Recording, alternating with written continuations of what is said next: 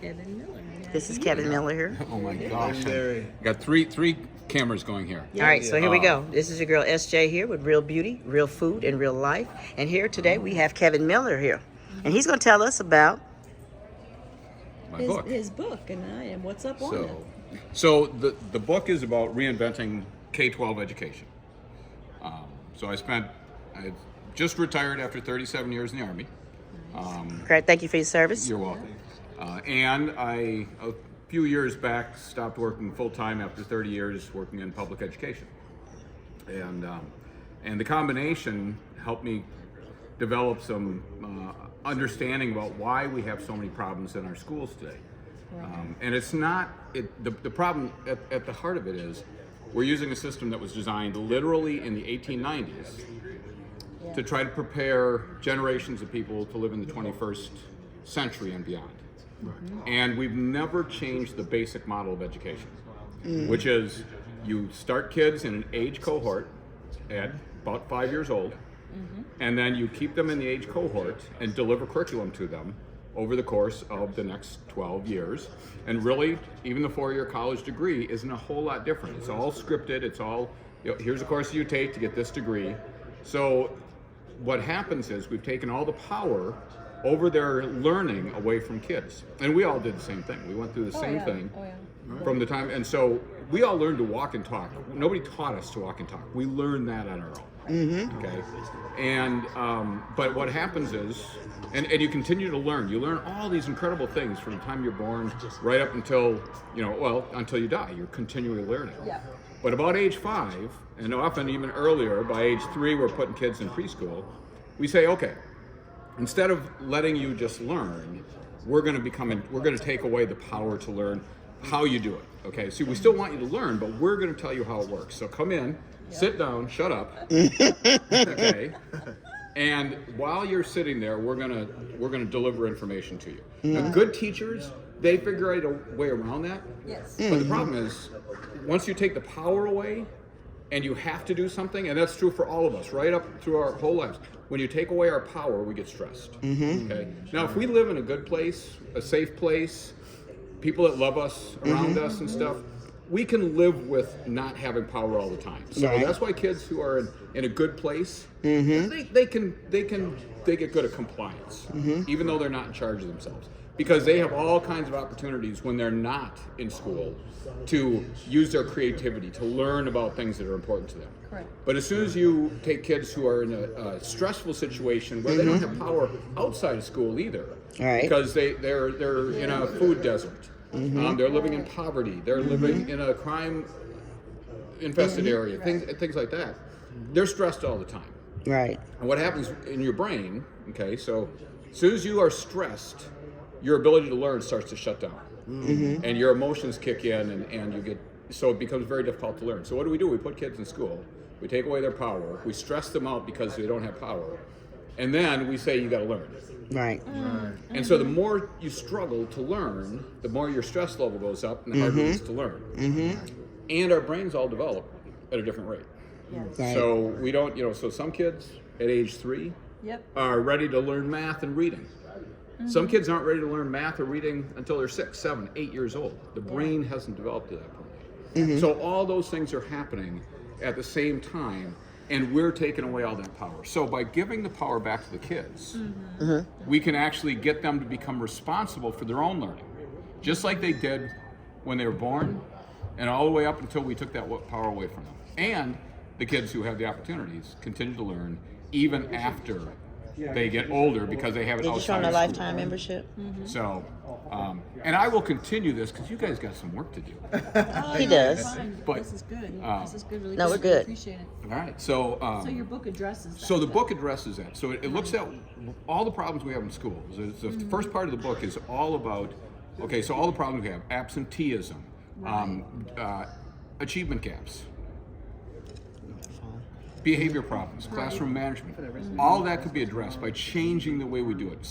Instead of putting kids in age cohorts and moving them through the factory model of schools, which is what we use, we say, okay, we're going to put you in charge of your own education. So it sounds like we're going to put the inmates in charge of the asylum, right? Right. Okay? Because we think we can't give kids that much power. Actually, we can. We do it all the time. Okay, but we don't do it in school because we have to be efficient. And so when we're trying to be efficient, we can't be effective. But if we put the kids in charge of themselves, okay, so we say, okay, you're going to figure out what you're going to learn, and we're going to help you guide them. The adults are going to help you figure out what you should be learning, but we're going to give you a lot of freedom in that. Okay, so we're still going to say, look, math, reading, literacy, those are important skills, but we're going to put you in charge of that. Right. Okay, and so you figure out what you're going to learn. You figure out how you're going to learn it. So how do you think is the best way for you to learn these things that you're, and trust me, you could do this with 5-year-olds because we do it all the time. We just don't do it with stuff that we consider important as adults. Yeah. So 5-year-olds, they get in charge of themselves all the time. Right. Okay, unless you got helicopter parents who sometimes overstep a little bit. But you say what you're going to learn, how you're going to learn it. You're going to tell me how you're going to demonstrate it. Okay, so when you've learned it, how are you going to show me that you've learned it? Okay, demonstrate. So what's your assessment? So instead of giving them a test, okay, paper, pencil, or we tell them how to. You tell me how you're going to demonstrate to me that you've mastered this. Okay, and then you figure out what your timeline is for when you're going to do that. Okay, and that allows flexibility for all of the things that we now take that power away from them. So what you're going to learn, how you're going to learn it, how you're going to demonstrate it, and then what the timeline is. And throughout the whole time, instead of having teachers who are up there, like right now, I'm teaching you because you're curious about this topic. Right. Okay, so you can listen, and that's great. Okay. But if I said, oh, hey, let's change subjects. Let's talk about algebra. Okay. You'd be like, okay, you can talk. Now maybe you're like my son would probably be like algebra. Sure, let's go. Yeah, that's why I'm. Yeah, I like algebra. But so if I pick the right topic, you can listen and learn. Yes. But if I'm telling you what it is you got to learn, it becomes very difficult. So put you in charge of it, and once you're in charge, okay. So what we don't understand, what we often get confused about, and like I said, I spent 30 years in K-12 education. I started as a classroom teacher. I was a middle school and high school principal. I worked for our State Department of Public Instruction in Wisconsin for about 13 years, overseeing statewide programs and development of new programs. And what I realized was, we always say, oh, we give homework to teach responsibility. Okay, we put kids in charge of stuff to teach responsibility. And then we say, well, if kids would just be responsible, and we do that with adults too, well, if they would just be responsible. Well, the reality is you cannot be responsible for something over which you don't have power. Right. True. And we don't usually think about that. So when we tell kids, hey, you're responsible for getting your homework done. Did they choose to do that homework? They ask, I want that class, I want to go to school, no. So what happens with school, homework, all the stuff we talk about, it's negotiations. So that's the big difference. Now, with most kids, we can negotiate pretty good. Okay, I'm going to give you grades in exchange for you getting your work done. And if it was like the middle school I worked at, well, you do your work done and you're well behaved and you do what you're expected of you, we'll give you a reward at the end of each quarter. We have a reward day. Yep. And as long as you do everything right, you get to go on reward day. But if you misbehave, you don't have your grades where they need to be, the consequence is you miss reward day. So it's a negotiation. So, and I was a middle school assistant principal, which means I was in charge of all the kids who got in trouble, right? Now, I love those kids. And they were the smartest, brightest, most creative kids in the school, right? Which is why they felt so trapped and they got in trouble because they had all their power taken away. So they got creative on how am I going to exercise my power? Right. Ooh, this teacher over here, I know how to set him off, push his buttons. And you know what? I don't care about those consequences. I don't care about those rewards. Yep. So I'm good. My negotiation is I'm just going to get in trouble. And you try to figure out something that's going to keep me from getting in trouble. Because there's really nothing you got over me. Yeah. And so that's when we start to say, well, if we could just get those kids out of school and we could, and those are the kids that we get into trouble for. You know, those are the ones who, well, you put those kids in charge of themselves. You make them, you say, this is what you're responsible for. You will also see that they'll take advantage of that. Yes. They will grasp it. Like I said, it empowers them. It empowers them. And actually, my book is even dedicated to a kid. I feel so bad because he was one of the kids in my middle school, and I loved him, JJ. He's just this sweet kid, but he didn't fit in. We had no good options for him. So he got through school, and eventually he ends up, he graduates, and he and his buddies are getting in trouble all the time. And at about, in his early 20s, he's dead. Oh my gosh. Now, it died at home, you know, it was but I know it was one or two things. He was either suicide or it was drugs. Because he had lost all power and control over his life. And so he was just looking for something that he had control over. And suicide is one of those things that a lot of people turn to when they have no other power. Because that's something they have power over. Right. And it's like, man, I feel so lost.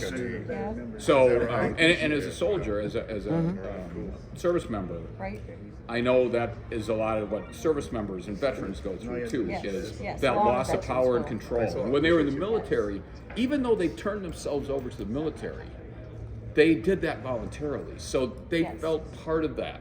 And they often felt that.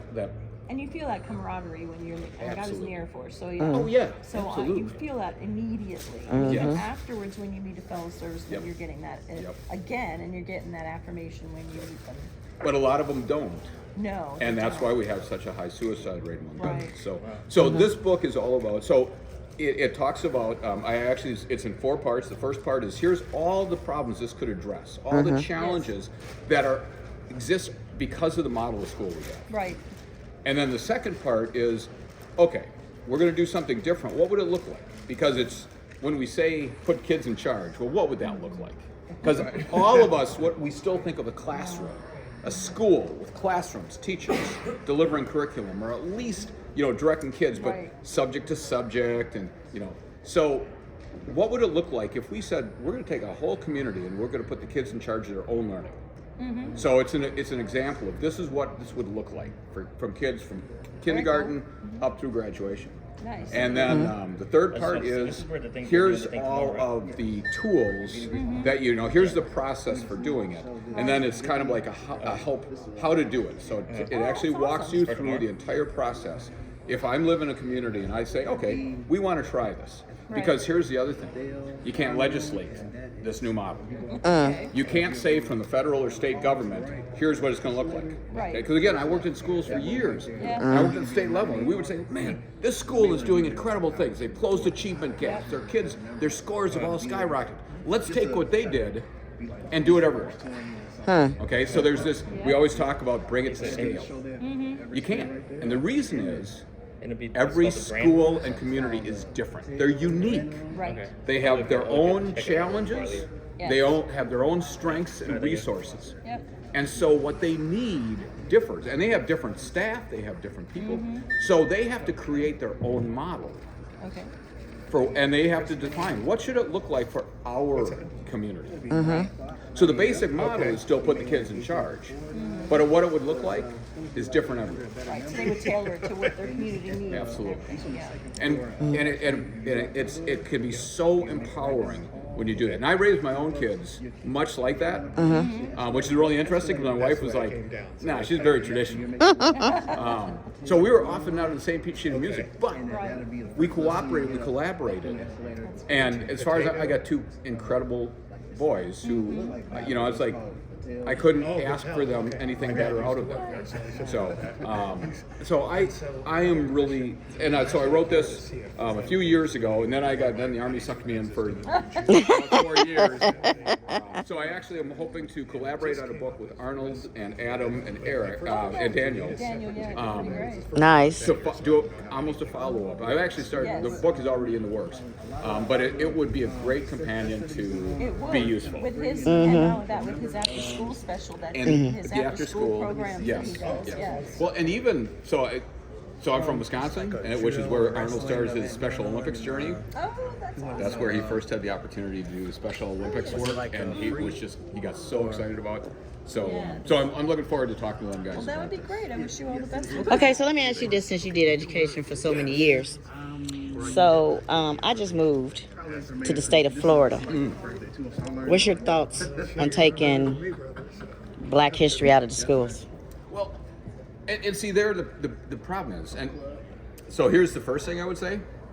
Because they did that. Oh, they did, yeah, and they've done, so, and I try to stay very nonpartisan, very neutral. So one of the things I learned in the military, because you can't be, when you're in service, you can't be a Democrat or Republican. So off duty, you can. That explains why my son don't vote. That he don't vote. He's a Marine. So I still vote, and thank your son for his service. Love Marines. I'm good. Okay, but thank you. So here's the thing, and I'm part of a group in Wisconsin that's trying to get more civics learning in the schools, and they've got a bill up that would require civics education. It used to be required. Some places it is, some it isn't. But here's the thing: you can require teaching anything. Just because you teach it doesn't mean you learn it. Right. Excuse me. And so Black History Month. You can say, okay, we have to do Black History Month. We're going to teach, during, and of course, 1 month, really? Come on. That in and of itself, just like Women's, History Month, and all that. It's like, oh great, throw them a bone. You get them. February, the shortest month, really? Yeah, they made sure of that, didn't they?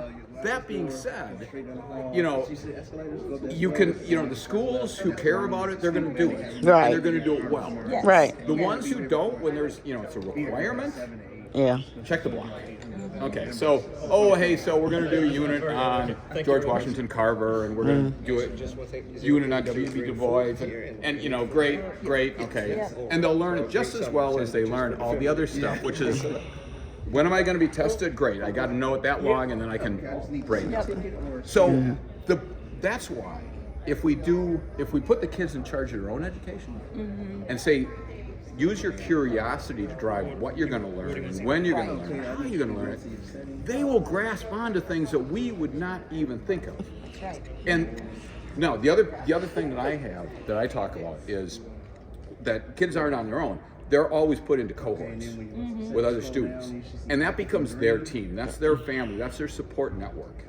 And so that should be as diverse as the community in, but it's also going to have multiple ranges of age. So it's not going to be just, I'm going to take, you're all 5 years old because you're in kindergarten. Right? You're all 12-year-olds in the 6th grade. And so you're in with much 12th graders. You're going to be in there with kids that have similar interests, and you guys become passionate about things because you want to learn things together and collectively. And that diversity drives your curiosity, and it drives what you're going to learn and how you're going to learn it. So it can be so powerful. The other thing is, if a community does this, if they go through that process, it's going to strengthen the community. Right. Because it forces the community to come together and say, what's important to us in our community, as opposed to, federal government says this, state government says this, and then our local district, which if you're in a small town, okay, it's going to reflect what's in the community. But you live in a big, Columbus, Miami. I almost went and taught in Miami in Florida. Where were you from? Now I'm in Jacksonville, but I come from Kansas City, Missouri, and civics was required. Yeah, well, in a huge district though, right? So you don't have much control over what's happening in your schools. Not in Kansas. If you have that opportunity in your community to come together, and so in a big city like Kansas City, the community is not going to be Kansas City. No. The community is going to be a group of neighborhoods that get together and say, that's true. We want our community to take control of the education of our kids. Right. And so the only thing they need to do is work with the district to say, okay, here's what we want to do and how we want to do it. Right. Okay. And it's a multi-year process that you go through. And again, you want everyone involved. Right. It's not driven by the school. No. It's driven by the community. Right. Which means you get us old folks, right? The folks that are all retired to come in and help drive, what it looks like, right down to the kids in school, because you want them to be involved in the process too. It can be incredibly powerful. Yes. But it's a very different approach, and you know what? We've been trying things for 50 years. It's time to try something It's better. right. Something new, But different. you're right, though. You really do empower the kids when you give them that kind of control. And they can sit there and, you're sitting them in a classroom and they're bored. Oh, yeah. Like, my son was bored. It wasn't Yeah. that he was stupid. No. He was smart as a whip. But it was boring to him. And so they were trying to say, oh, he's ADD. And no, he's not. You're just boring. So maybe if you made it more interesting for him and engaged him more. Right. The engagement makes the difference. Yes, he would want to learn more. And that's just it. You tend to either be bored or you tend to be stressed because you're not getting it. Yeah. You're not bored, but you feel pressure to learn, but Right. you're not able to because there's so much pressure from parents, from the school itself, to get into a good college, all these different things. Right. And so you get stressed, No. or like you say, you're bored. Now, I was great.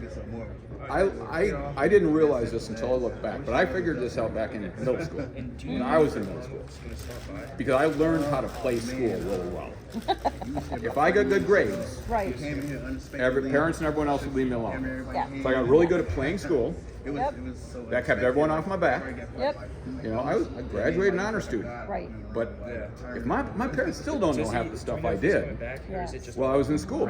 All my creativity and critical thinking went into how can I get away with doing this stuff with my buddies? Yeah. Because I'm not using any of my creativity in school. So that happened to me, and I didn't go to college right away because I was sick of school. I was done playing school. Right, you were No. done. Once I went to college, I had straight A's because I knew why I was there and what I was Right, doing. and when you were interested in those things. We got lucky in our high school because we got to actually choose our classes like you would choose them in college. So you need to have so many of science, but you got to choose which science you wanted. So it empowered us that way. And so even though, it was a limited maybe choice, but at the same time, I could choose. I didn't have to do biology 6 days a week because I didn't, 6 times a week. I didn't want to. I preferred earth science, so I chose that instead. So I could make my own choices, and even with your electives, you could choose. And then you went, just like in college, and signed up. And it was great. And we loved it. And the same thing when I went to school, I went to college afterwards, and I got to choose. And I wanted to learn in this, and this is what I went to and did.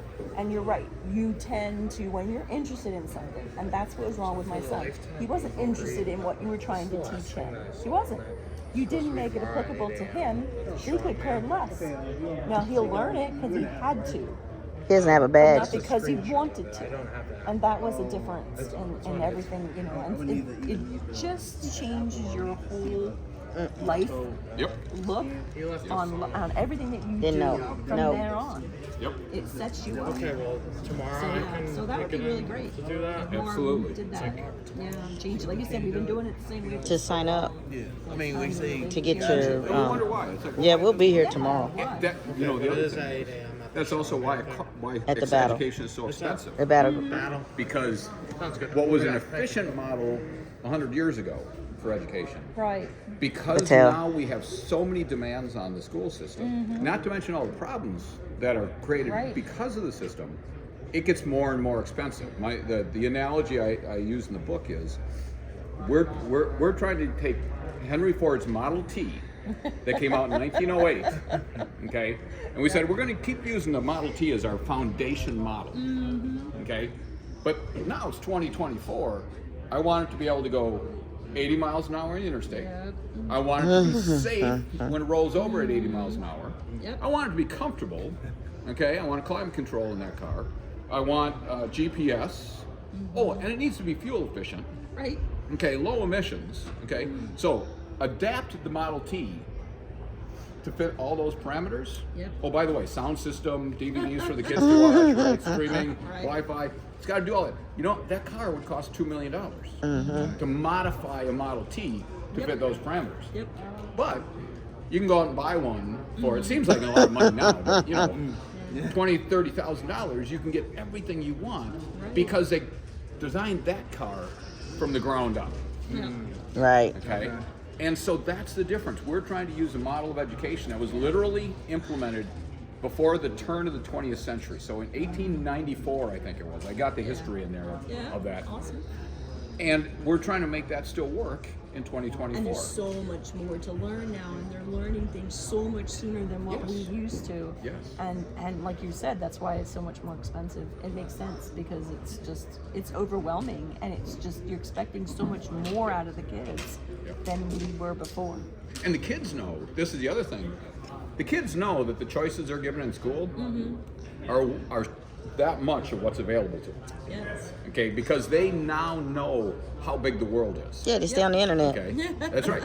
Again, when I went through, I knew the bigger world. I traveled. Parents we went around the country for some vacations, and so I knew it a little bit.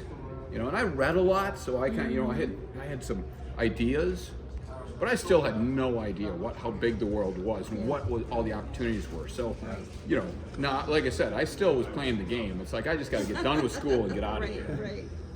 But kids today, they know how big the world is. They know how incredible the opportunities are. And then they get into school and they say, okay, because even now you say, oh, you had those choices of classes. Well, kids would look at that and say, that's it? Right. Come on. I know there's a lot more choices out there. Yeah, yep, exactly. So don't tell me these are the only choices. Right. So that's all part of this, hey, change the way we do the whole model. And now all of a sudden, we can change everything about the outcomes. Right. Because we can eliminate almost all the problems. Yeah. Oh, yeah. Busing, no longer an issue because we're not sending all the kids to school at the same time. Yes. You eliminate that problem because the other thing is, kids don't have to go to school. They design their own model for learning with their cohorts and their mentors, their guides. Okay? And as soon as you do that, now they can say, hey, when are we going to learn? Well, let's do evenings and weekends. Because what I really want to do during the day is this, which I'm also interested in. But they can also, they realize everything they do becomes part of their learning. Right. It's not just that, 8 o'clock to 3 o'clock in the afternoon, this is when I learn the important stuff. Because they already know, no, all the important stuff doesn't happen in school. Yeah. I learned that someplace else. My dad always said that. I learned that off my dad. He says, and you'll ever learn in school, da-da-da-da-da. Yeah. There was a family on the shuttle coming over here this morning, and they had told their kid out of school, their son out of school, and they're here. And they're like, he's going to learn way more on this trip with mom and dad than he would have in the 1 or 2 days of school he's missing. Right. And it's like, absolutely true. No doubt about it. Okay? So, That's awesome. yeah.